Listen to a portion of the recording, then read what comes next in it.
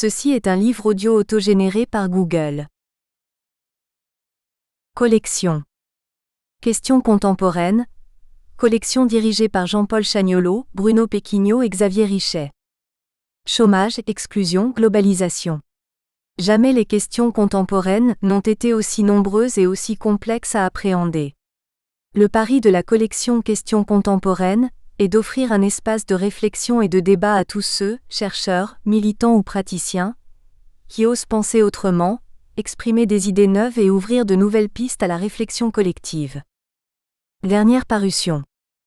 Koku Kuzua 1 SOMAB2, Lien social et autorité.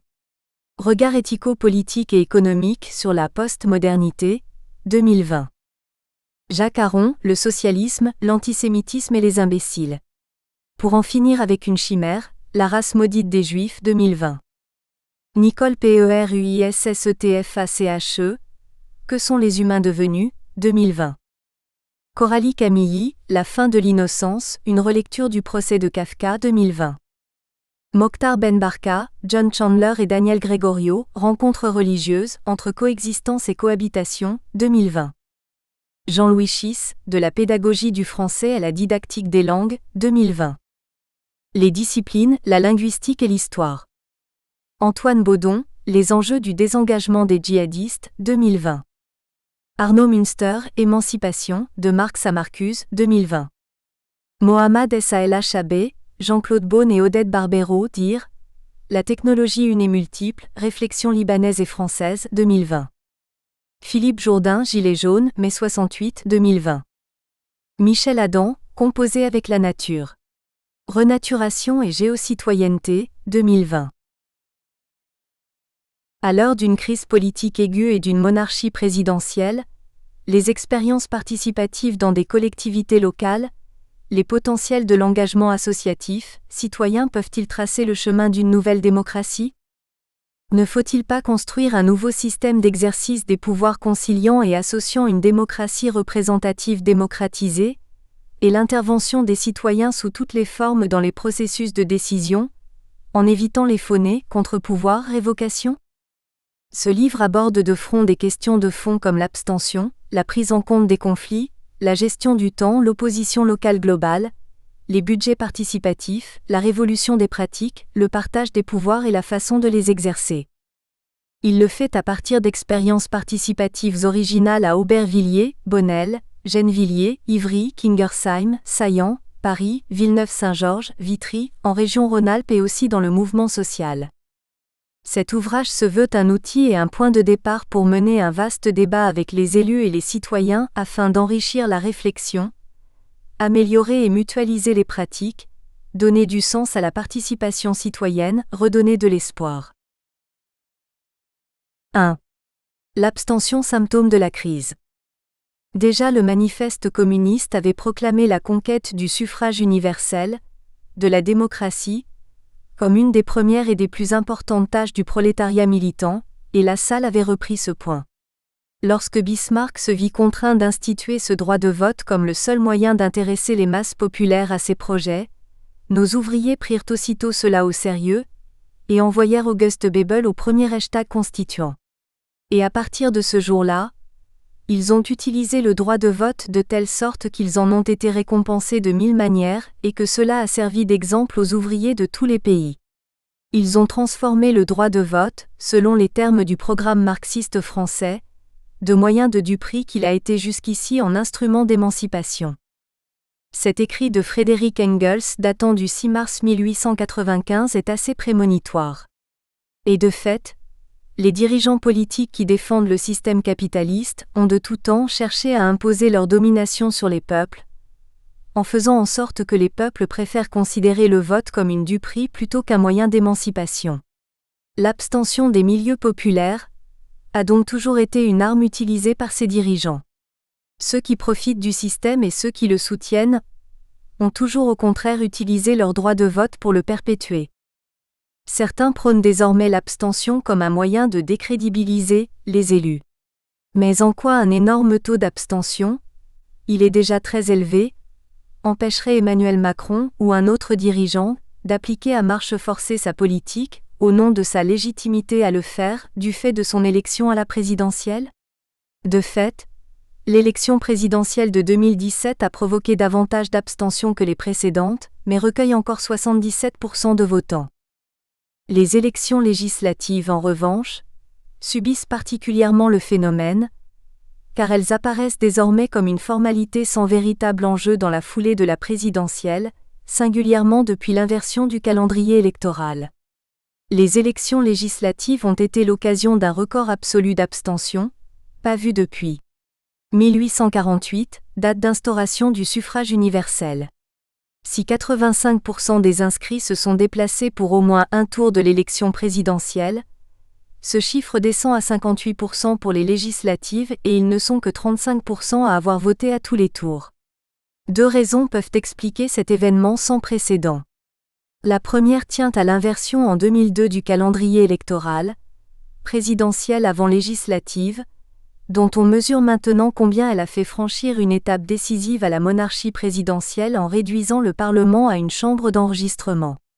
C'était déjà le cas en 2012, mais pas avec cette ampleur.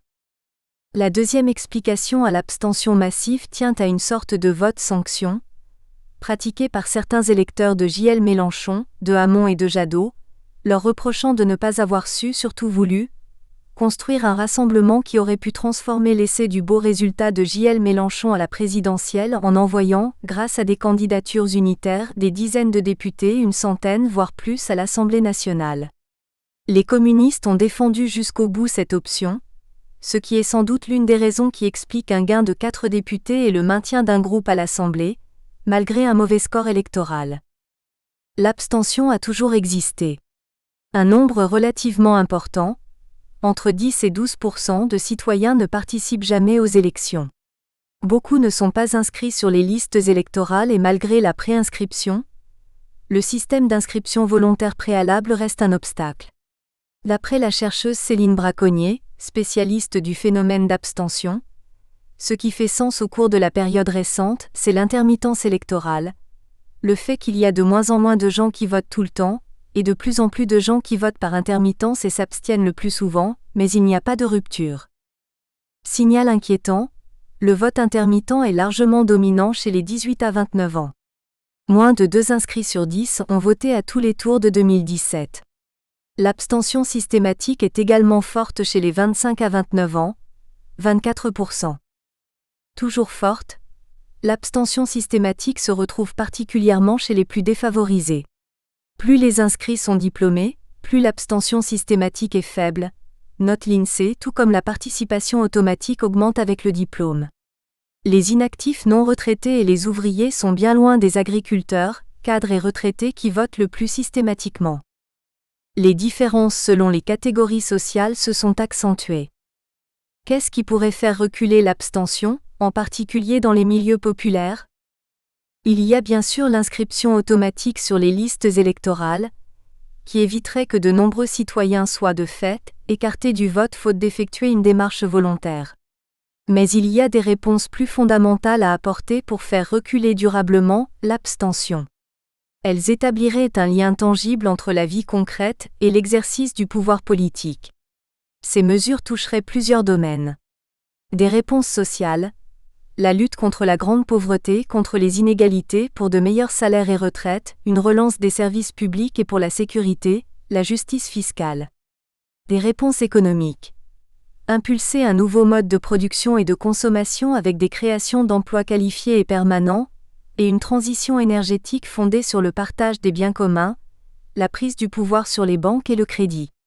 Des réponses démocratiques ambitieuses et audacieuses assurant le partage de l'exercice du pouvoir avec les citoyens. L'abstention reculera dès lors que les citoyens auront le sentiment de peser réellement sur les choix politiques. Entrer dans un isoloir, c'est comme entrer dans une lutte.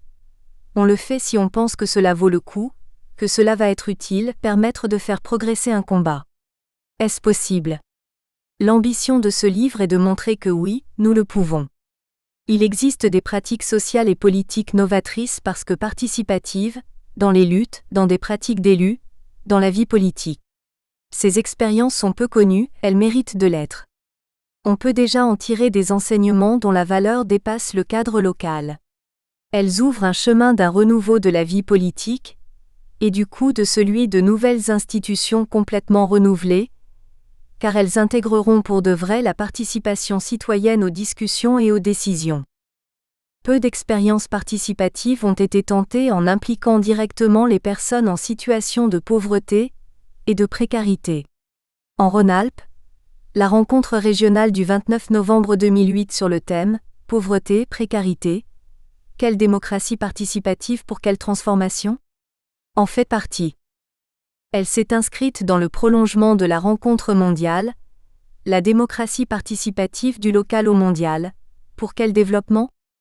Tenue en 2008 à Lyon, Grenoble, Valence, Saint-Étienne, au cours de laquelle des collectifs de citoyens, des réseaux de solidarité et des associations se sont regroupés pour préparer et animer un forum sur un thème similaire, forum permettant à des pauvres d'ici et d'ailleurs, de faire entendre leur voix et de trouver dans leurs échanges d'expériences l'occasion de se reconnaître et de se dire qu'ensemble on est une force.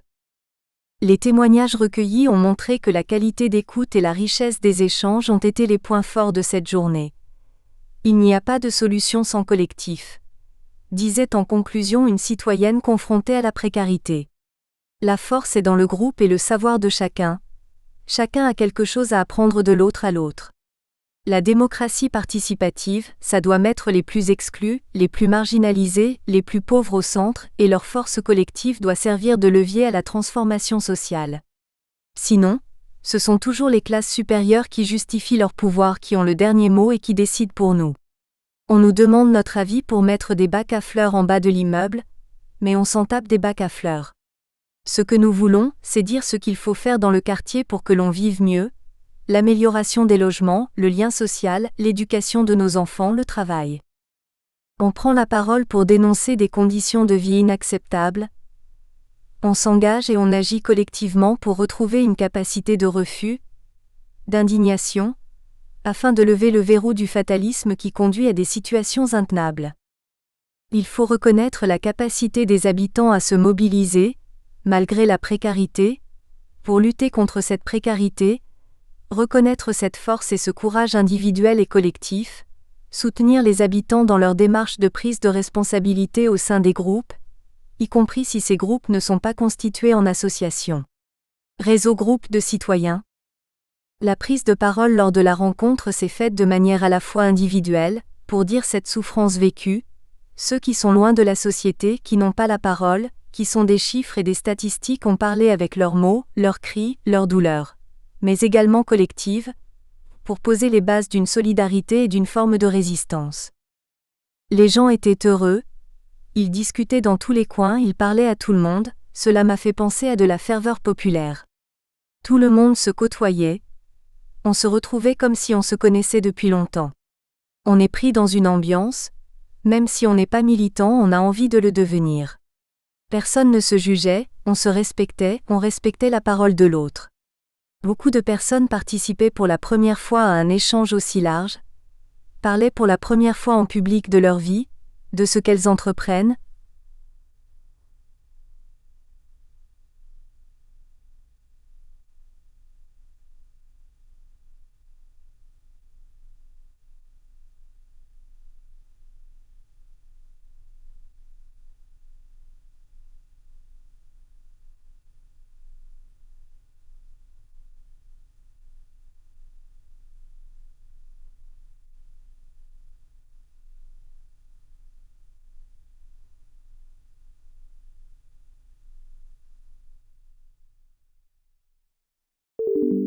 Nous espérons que vous avez apprécié cet aperçu.